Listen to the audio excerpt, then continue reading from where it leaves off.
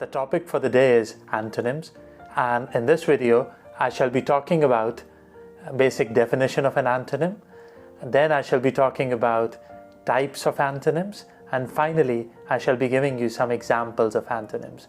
If you have watched my previous videos on vocabulary building, you must have noticed that I normally give around 20 examples per video, but in this video I shall be giving you around 30 examples. So without wasting any time, let us start with the definition of an antonym.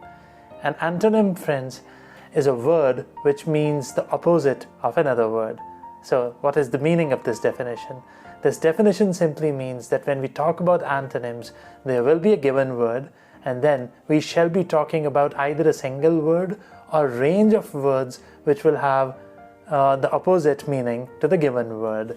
So quite clearly, antonyms are also called opposites. Types of antonyms, there are basically two types of antonyms: graded antonyms and complementary antonyms.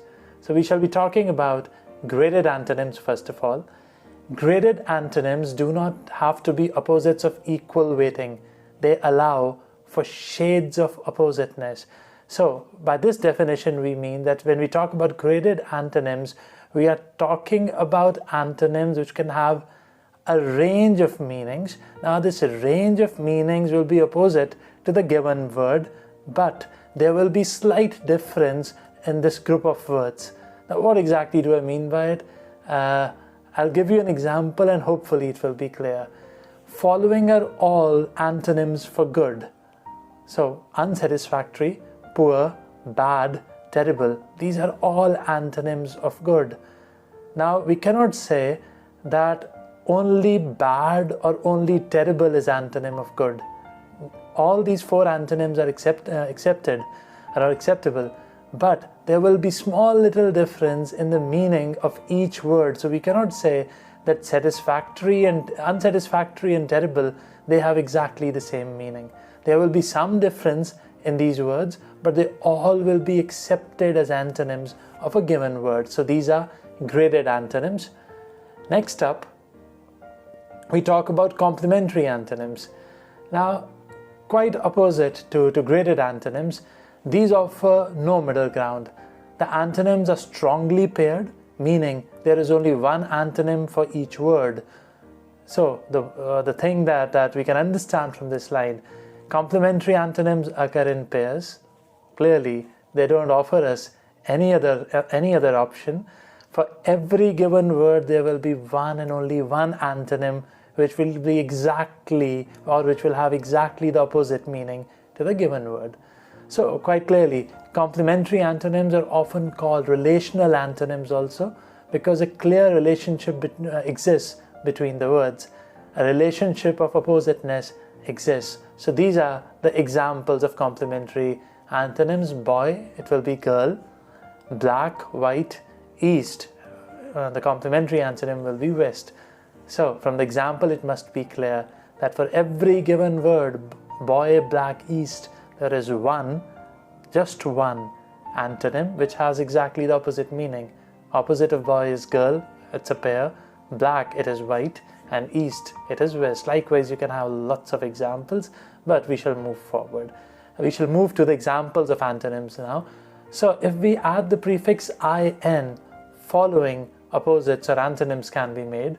So if we add in to tolerant, it becomes intolerant. If we add in to decent, it becomes indecent. If we add in to discreet, it becomes indiscreet. Likewise, if we add in to excusable, it becomes inexcusable. We shift on to the next set of examples. Some examples of antonyms created by adding the prefix dis are: agree becomes disagree by the addition of dis. Appear becomes disappear. Belief becomes disbelief. Honest becomes dishonest. Next type of example, I should say, using the prefix mis creates antonyms like behave becomes misbehave. Interpret becomes misinterpret. Lead becomes mislead.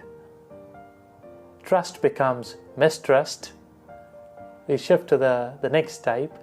Using the prefix UN creates antonyms like likely becomes unlikely, able becomes unable, fortunate becomes unfortunate, forgiving becomes unforgiving. Next up, using the prefix non, non creates antonyms like non-entity, we have added non to entity. Non-conformist, we have added non to conformist. Conformist is anyone who follows traditions and rules. So non-conformist is someone who does not follow traditions and rules. Payment becomes non-payment by the addition of non. And sense becomes totally nonsense by the addition of non. Next up, some more examples. Antonym for above is below. Absent, it's present. Abundant, antonym is scarce. Accept, antonym is decline or refuse. Accident, intent. Accomplishment, failure. Compliment, the antonym is insult. Conceal, the antonym is reveal. Constant, the antonym is variable. Continue, the antonym is interrupt.